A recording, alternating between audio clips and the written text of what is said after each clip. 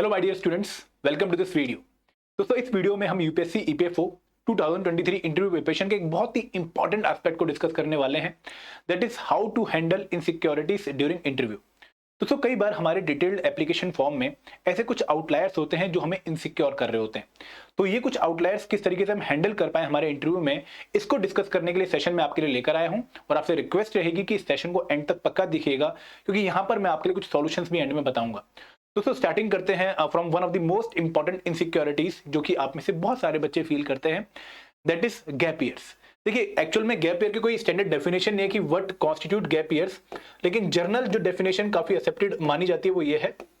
कि ऐसे साल जहां पर आपने कोई प्रोडक्टिव काम नहीं किया है। प्रोडक्टिव काम का मतलब क्या है कि या तो आपने कोई अर्निंग नहीं करी है, आपने कोई एम्प्लॉयमेंट ज्वाइन नहीं कर रखी थी, या फिर आप कोई सर्टिफिकेशन कोर्स नहीं कर रहे थे, आप कोई जो है ऐसा एग्जाम जो है प्रिपेयर नहीं कर रहे थे जिसके लिए आपको सर्टिफिकेट मिलने वाला था, जिसकी रिकॉग्निशन थी। तो बेसिकली होता क्या है कि जब हम 2019 या 2020 में ग्रेजुएशन कंप्लीट करके कंपिटिटिव एग्जाम की तैयारी में लग जाते हैं, जो 2-3 साल हमने लगाए हैं, इनको हम गैप ईयर बोलते हैं। कुछ बच्चे 2017-18 से तैयारी कर रहे होंगे, ठीक है, बहुत सारे एग्जाम्स देने के बाद भी फेलियर्स हो रहा होगा, तो उनको भी ये दिक्कत हो जाती है कि अब मैं कैसे जस्टिफाई करूं कि मेरे 5 साल कहां पर गए, ग्रेजुएशन के बाद मैंने क्या किया। क्योंकि तैयारी को हम कहीं ना कहीं प्रोडक्टिव वर्क काउंट नहीं करते हैं as per hour so called norms. तो दोस्तों, यहां पर मैं आपको यही रिक्वेस्ट करूंगा कि आप इसका एक बहुत ही ऑनेस्ट रिप्लाई करें, और रिप्लाई कुछ इस तरीके से हो सकता है, ठीक है, कि सर नो डाउट मैंने कोई प्रोडक्टिव काम नहीं किया है, जो जनरली एक्सेप्टेड नॉर्म है कि भाई जॉब करना एक प्रोडक्टिव काम है, या फिर सर्टिफिकेट एग्जाम का पार्ट बनना एक प्रोडक्टिव काम है, लेकिन मैंने अपने पे काम किया है। I work on my self, मैंने खुद को इंप्रूव किया है, अपनी नॉलेज इंप्रूव करी है, अपनी पर्सनैलिटी इंप्रूव करी है, ठीक है, और बहुत सारी ऐसी नॉलेज गेन करी है जो शायद मेरे पास ग्रेजुएशन के जस्ट बाद नहीं थी, और शायद वो मेहनत का ही नतीजा है कि मैं आज इस इंटरव्यू स्टेज तक पहुंचा हूं। तो अगर मैं अपने पिछले 4-5 सालों को देखूं तो मैंने बहुत प्रोडक्टिव काम किया है और खुद को कैपेबल बनाया है इस पर्टिकुलर ऑर्गेनाइजेशन के एग्जाम के इंटरव्यू लेवल तक आने के लिए।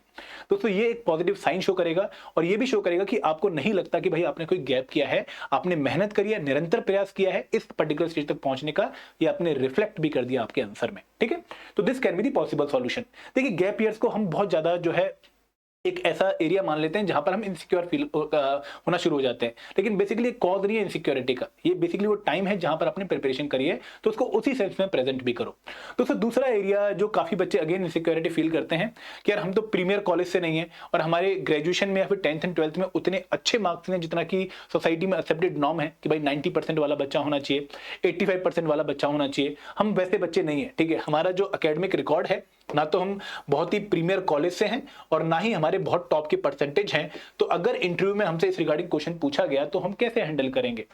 दोस्तों, अगेन देखो, ऐसा कोई फिक्स्ड क्राइटेरिया नहीं है कि नंबर ही आपको बहुत इंटेलिजेंट बनाएंगे, ठीक है। आप एक रिक्रूटमेंट टेस्ट जो है क्लियर करके इस पर्टिकुलर लेवल तक पहुंचे तो आपकी नॉलेज में कोई भी उनको डाउट नहीं होने वाला, लेकिन वो फिर भी आपसे क्वेश्चन पूछ सकते हैं कि भाई आपके कॉन्स्टेंटली लो नंबर है इन द ग्रेजुएशन स्टेज, तो इसका रीजन क्या है, उसका पर्पस क्या है क्वेश्चन पूछने का। वो पर्पस ये है कि वो आपकी एक रिएक्शन देखना चाहते हैं कि आप कैसे उस सिचुएशन को जस्टिफाई करते हो। दोस्तों, अगेन ऑनेस्ट आंसर दीजिएगा। देखो, मल्टीपल जो है रीजन हो सकते हैं आपके ग्रेजुएशन में कम नंबर आने के। पहली बात हो सकती है कि भाई आप ग्रेजुएशन में उतने सीरियस ही नहीं थे, ठीक है, जब आप कॉलेज में गए तो वहां पर आपने थोड़ा फन एलिमेंट पे ध्यान दिया, ठीक है, नॉर्मल पढ़ाई करी, बहुत ज्यादा एफर्ट नहीं डाले पढ़ाई में, क्योंकि आप उस टाइम थोड़े सीरियस नहीं रह पाए होंगे। तो वो बता दीजिए, क्योंकि बहुत सारे बच्चों के केस में ये एक नेचुरल जस्टिफिकेशन होती है। कई बार क्या होता है कि भाई हम जॉब के साथ ग्रेजुएशन कर रहे होते हैं, तो वहां पर हमारे पास उतना टाइम नहीं होता देने का जितना कि एक नॉर्मल बच्चे के पास होता है, तो इस वजह से हमारे नंबर कम होंगे। 10th-12th में कई बार ऐसा होता है कि कोई इंसिडेंट हो जाता है जस्ट एग्जाम से पहले, तो उसकी वजह से नंबर कम आते हैं। या फिर हम जो है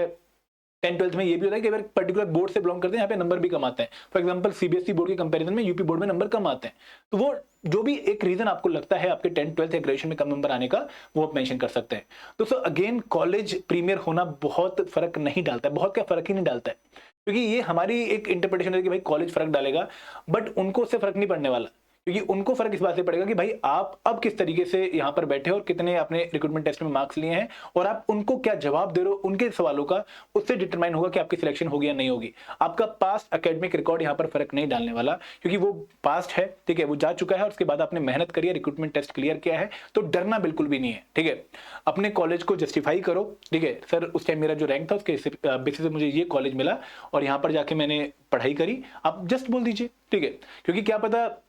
आपके एरिया का वो फेमस कॉलेज हो। तीसरा अगेन इनसिक्योरिटी काफ़ी बच्चे फील करते हैं, वो होती है कि सर हम तो फ्रेशर हैं या फिर हमारी काफ़ी एज है, इस चीज़ को हम किस तरीके से जस्टिफाई करें अगर हमसे क्वेश्चन इस रिगार्डिंग पूछे गए। देखिए फ्रेशर से क्या क्वेश्चन पूछा जा सकता है, फ्रेशर से पूछ सकते हैं कि भाई आप तो एक बहुत अभी यंग एज के हो, क्या आपको लगता है कि you are capable in handling the responsibilities associated with this particular job, कि ये तो बहुत रिस्पॉन्सिबल जॉब है और आप अभी उतनी एज के नहीं हो, तो क्या आपके पास इतनी मैच्योरिटी है। देखो उनको आपकी नॉलेज पे कोई शक नहीं है क्योंकि आप एग्जाम क्लियर करके आए हो, उनको बस ये चेक करना है कि आप कितने मैच्योर हो। तो यहाँ पर अगेन आप एक बहुत ही पॉजिटिव जवाब दे सकते हो कि सर मैं बहुत अच्छी लर्निंग एबिलिटी रखता हूं और शायद इसी वजह से मैं कम उम्र में इस एग्जाम को क्लियर कर पाया हूं। और दूसरी बात कि मेरे अंदर काफ़ी ज़्यादा एनर्जी है, ठीक है, तो शायद मैं बहुत जल्दी चीज़ें सीख भी सकूं आगे। And I am flexible in my approach, कोई भी जो नई अपॉर्चुनिटी मुझे ट्रेनिंग में मिलेगी या फिर मुझे कोई नई चीज़ जो ट्रेनिंग में सिखाई जाएगी, I am ready to grab that opportunity and I am ready to learn the new skill जो उस जॉब को पूरी तरीके से जो है फुलफिल करने के लिए मुझे चाहिए होगी। तो यहाँ पर आपने पहली बात तो ये शो कर दिया कि आपके अंदर अभी क्वालिटीज क्या है, और आपने ये भी शो कर दिया कि आप खुद को फ्लेक्सिबल मानते हो in learning the new theories या न्यू अपॉर्चुनिटीज। तो ये एक अच्छा जवाब आपका हो सकता है। सिमिलरली अगर मान लो आप जो है 30 प्लस के हो और फिर इस एग्जाम में जा रहे हो, ठीक है, या फिर ऑलरेडी आपकी जॉब कर रहे थे और उसके बाद इस एग्जाम में जा रहे हो, तो आप फिर पूछ सकते हैं ना कि भाई आपके जो स्किल्स हैं वो किस तरीके से यहाँ पर काम आएंगी जो आपने लर्न कर रखी हैं। तो अगेन आप एक अगर डेफिनेट कोई लिंक बन रहा है आपकी स्किल में जो आप पुरानी जॉब कर रहे थे और ईओ या एपीएफसी प्रोफाइल में, तो आप उसको मेंशन करेंगे। अदरवाइज आप ये भी एक्सेप्ट कर सकते हैं कि सर कोई डायरेक्ट रिलेशन नहीं है, ठीक है, मेरी स्किल जो मैंने वहां पर अचीव करी है और इस पर्टिकुलर जॉब में, लेकिन मुझे लगता है कि जो ये टीम बिल्डिंग एक्सरसाइज है या फिर एक डिसिप्लिन है जॉब करने का, वो एक्सपीरियंस मेरा यहाँ पर काम आएगा। और अगर आपसे पूछे कि भाई आपकी जो 30 प्लस एज हो चुकी है, ठीक है, क्या आपको लगता है कि आपकी जो वैल्यू सिस्टम अभी तक बन चुके हैं, जो आपने अपना थॉट प्रोसेस जनरेट कर लिया, कि आप उसको इस पर्टिकुलर ऑर्गेनाइजेशन की रिक्वायरमेंट के हिसाब से बेंड कर पाओगे। अगेन आप कह सकते हैं कि yes sir I am ready for that, क्योंकि I am flexible in my approach, जो भी चीजें मुझे नहीं लगेंगी इस जॉब को बेस्ट तरीके से परफॉर्म करने के लिए, I am ready to learn. तो ये पॉजिटिव एटीट्यूड अगर आप शो करेंगे in a very honest manner, तो आपको कभी भी इंटरव्यू में दिक्कत नहीं आने वाली है और आप अपनी इनसिक्योरिटीज